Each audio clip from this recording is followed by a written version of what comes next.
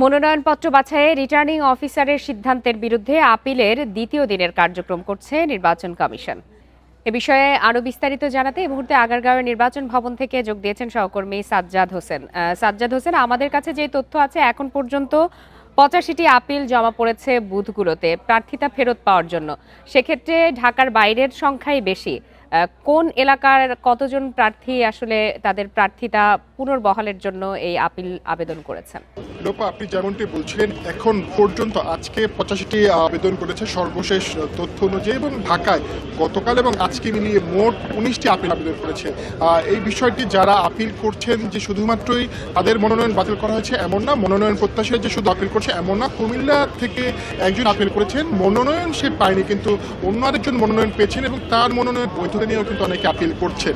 একটু জানিয়ে রাখি, গতকাল থেকেই দ্বিতীয় দিনের মধ্যে যে আপিল আবেদন আজকে শুরু হয়েছে। আজকে সকাল থেকেই বিভিন্ন জেলা থেকে প্রার্থীরা আসছেন যাদের মনোনয়ন বাতিল করা হয়েছে, এবং যে নির্বাচন কমিশন আগারগাঁও এখানে 10টি বুথ স্থাপন করা হয়েছে ঢাকা, কুমিল্লা, চট্টগ্রাম, রংপুর, রাজশাহী সহ বেশ কয়েকটি অঞ্চলের, এবং সেই অঞ্চল বা সেই এলাকার যে বিভিন্ন আসনের যে প্রার্থীরা আছেন যারা আগামী ত্রয়োদশ জাতীয় সংসদ নির্বাচন অংশগ্রহণ করবে এবং বিভিন্ন কারণে যাদের নির্বাচনী যে মনোনয়নটি সেটি বাতিল করা হয়েছে, এবং তারা সেই বিষয়টিকে আবার তাদের যে ভুল ত্রুটিগুলো ছিল সেটি সংশোধন করে আবার নির্বাচন কমিশনারের কাছে আবেদন করছে যাতে তাদের মনোনয়নটি বৈধতা দেওয়া হয়। একটি বিষয় জানিয়ে রাখি যে যারা মনোনয়ন প্রত্যাশী বা যাদের মনোনয়ন বাতিল করা হয়েছে শুধু যে তারাই আবেদন করছে এমনটি না, অনেকেই মনোনয়ন যারা পেয়েছেন মনোনয়নের বৈধতা নিয়েও প্রশ্ন করে আবেদন করেছেন যে তিনি কিভাবে মনোনয়ন পেলেন, এমনও কিন্তু সুযোগ আছে, এবং রংপুরের একটি ঘটনা কিন্তু এমন ঘটেছে।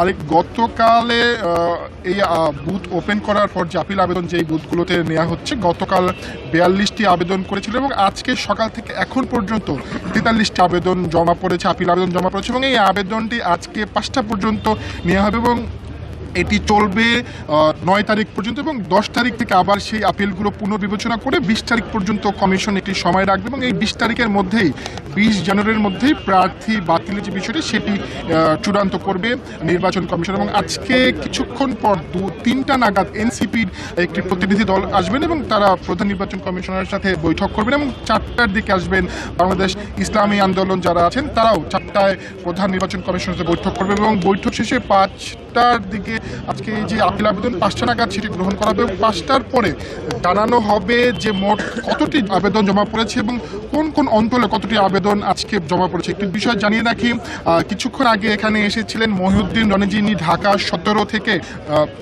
18 থেকে যিনি স্বতন্ত্র প্রার্থী হিসেবে নির্বাচন করবেন, এবং স্বতন্ত্র প্রার্থীদের সহ কয়েকজন স্বতন্ত্র প্রার্থী এখানে এসেছেন এবং তাদের যে জটিলতা অনেকটাই কিন্তু একই রকম জটিলতার মধ্যে দিয়ে তারা যাচ্ছেন।